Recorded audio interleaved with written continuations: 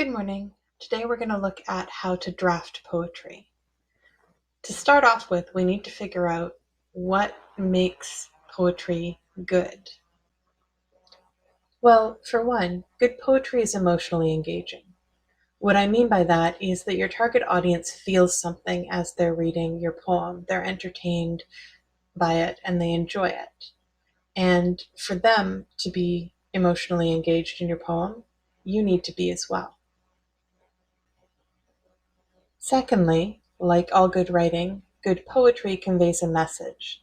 There's something that you want the reader to understand or feel after they've finished reading your poem.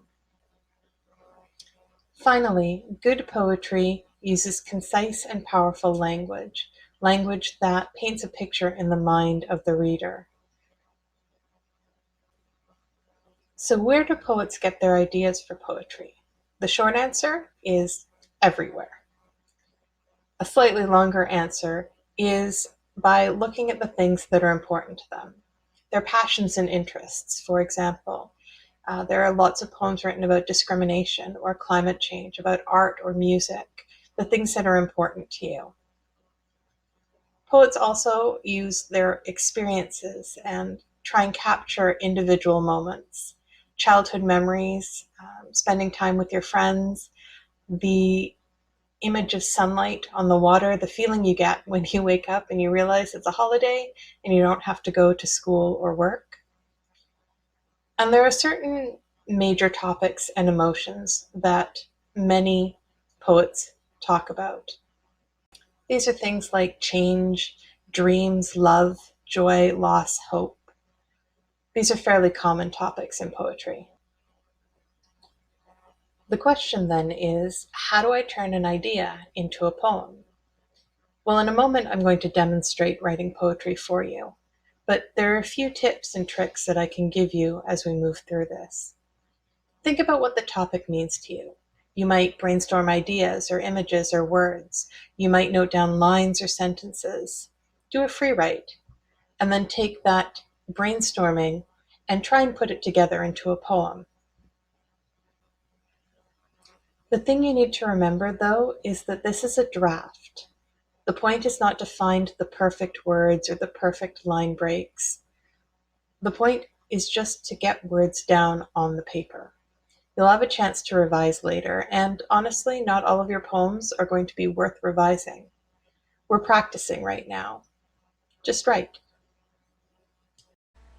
When I sat down to write a poem for this demo write, a song was playing, and I actually took a word from that song and decided to write about that.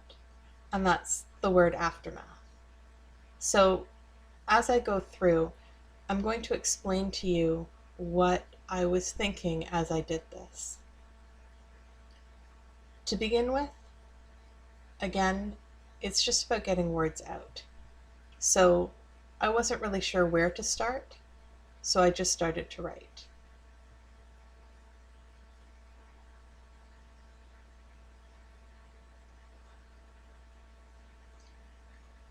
I wanted to keep it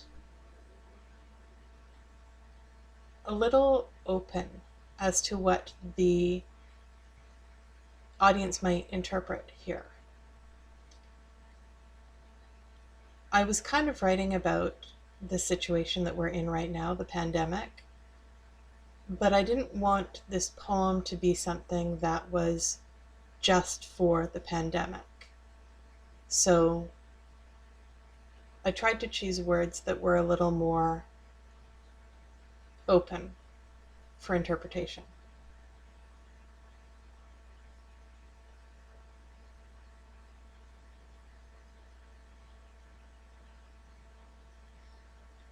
Notice that I'm adding in punctuation, but it's not necessarily perfect. This is my words on the paper. These are the first things that came to me.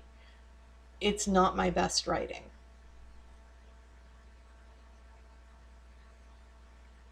Remembering, of course, that my best writing and your best writing and someone else's best writing, they're all going to be very different places.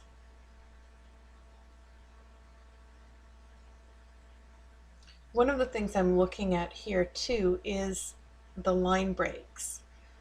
Notice how I've indented some of the lines? The reason for that is because I want people to notice them. I want them to stand out. So sometimes I'll hesitate about whether to break a line in one place or in another place. And I make a decision in the draft, but often I will change that decision later on.